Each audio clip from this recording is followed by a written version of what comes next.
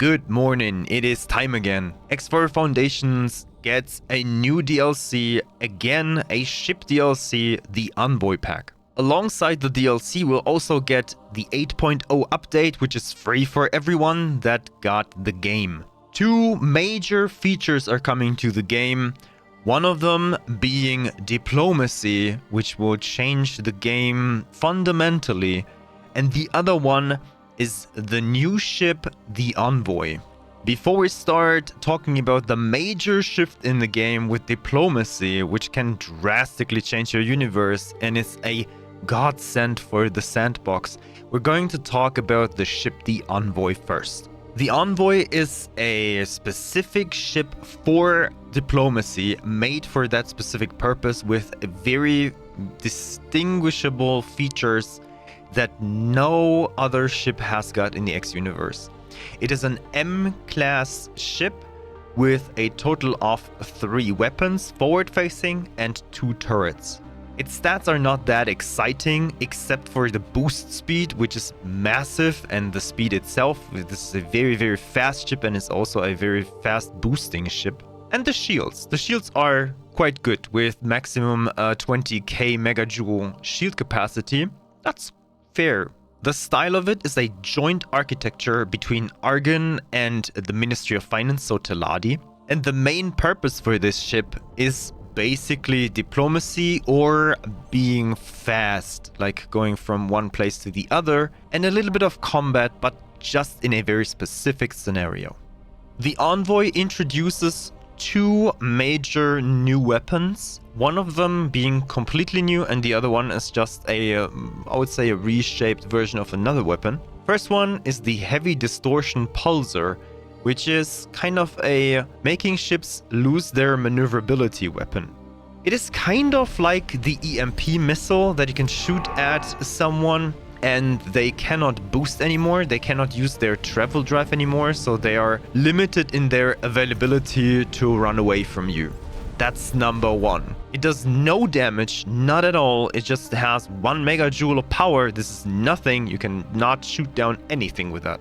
But the effective range is 24 kilometers, and that's really, really far. You can use this ship as a support for your other ships to just make sure their target is not running, and your other ships can do then damage and whatsoever. The other weapon is the Heavy Scalar Aperture Emitter, the HCAE, if you want to call it like that. If we're going back to the old naming scheme of X3, you know, the HEPT, now we got the HCAE. And this one functions like the Burst Ray. The Burst Ray also ignores a lot of shield, basically goes through the shield and destroys the target underneath, so going directly for the hull. And the Heavy Scalper Aperture Emitter, the HCAE, is also ignoring the shield completely and is destroying the hull. That is good for 2 different reasons. Number 1, you can shoot down smaller enemies without the need to shoot down their shields every single time, so you're kinda shooting them down faster. It is a beam weapon, so you keep the beam on the target and your target will get damaged. That's great. And number 2 is you can shoot down turrets and other surface elements very fast without the need to shoot down the shields in any way. It works in a limited way. You can use it for medium turrets, very good. Larger stuff, like for example XL engines, which I was thinking about, like this could be a great target for this weapon. The HCAE lacks damage output for these larger targets. So M-class turrets, great, or M-class surface elements, great. Shields, these XL class shields are also fairly fast going down, but then you basically need to go away, you need to disembark the enemy. I mean, it's an M-class ship, so that's kind of expected, but it has got its use case. These 2 weapons are mounted at the front of your Envoy ship, and you can only have one of them at one time. The other 2 weapons are standard weapon slots where you can put whatever you want on top of it, pulse lasers, plasma cannons, whatever you like. And then on top of it, it has got 2 turret slots. These turret slots use the same architecture as the Boron weapons did, so you can put all the Boron M-class turrets on this ship. So we got the Arc turret, the Iron Pulse turret, the Phase turret. Then you got Argon and Teladi weapons, which you can put on it. The Teladi offer the Distortion turret, which is the same as the Distortion main gun to slow down and disable targets. Or you can use the Argon Scalar Aperture turret. And then you got the Terran Electromagnetic gun and the Autocannon. For shields, you can only use Envoy shields. Like I said, for the weapons, you can use any medium weapon forward-facing. You have thrusters all around in combat as a choice.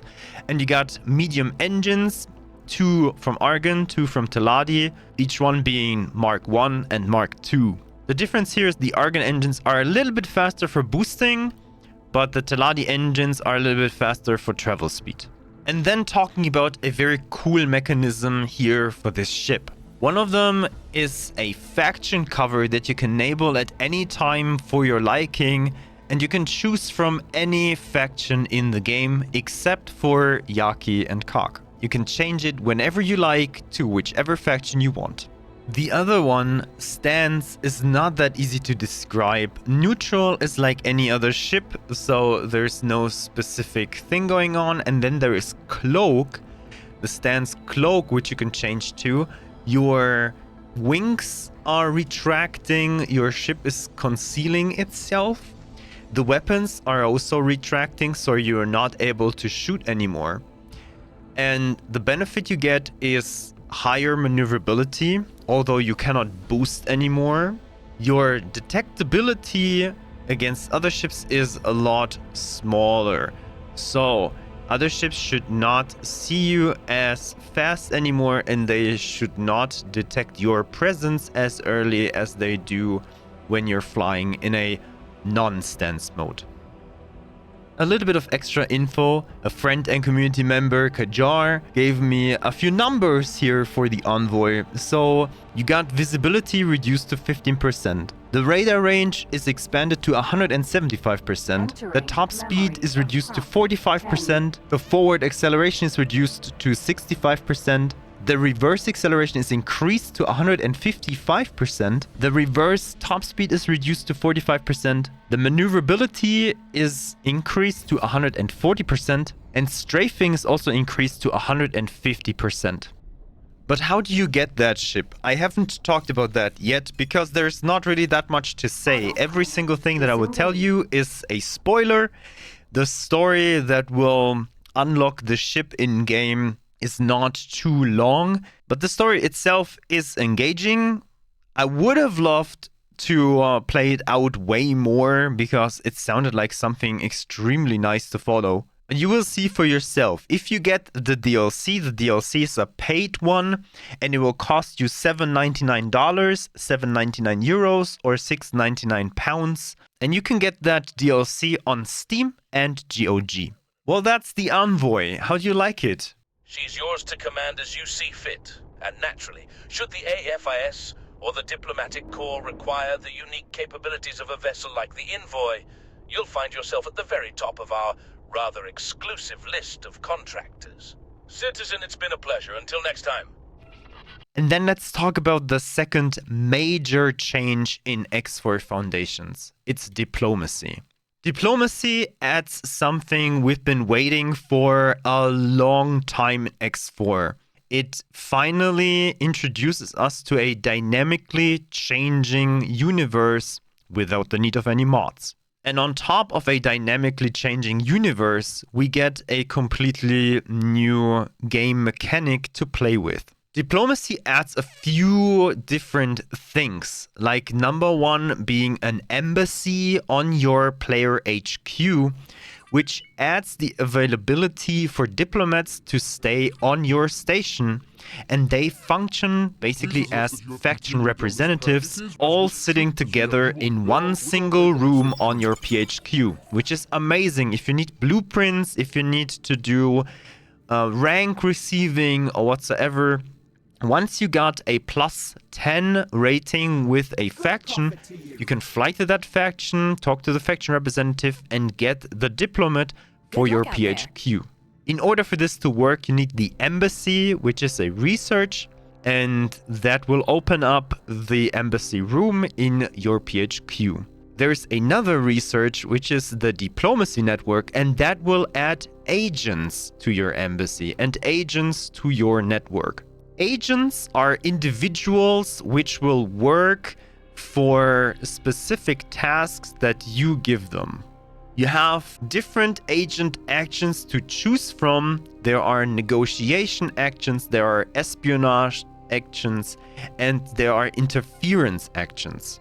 In negotiation, you can gather the resource necessary to use all of these actions, which is influence. So in Cultivate Influence, you basically want to run that all the time it's available. One single agent can do that at a time. And that is farming your influence. And that influence is then being used as a currency in all those other actions.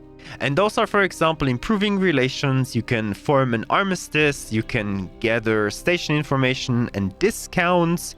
Espionage gives you multiple things, like, for example, blueprints for station equipment, ships, and whatsoever.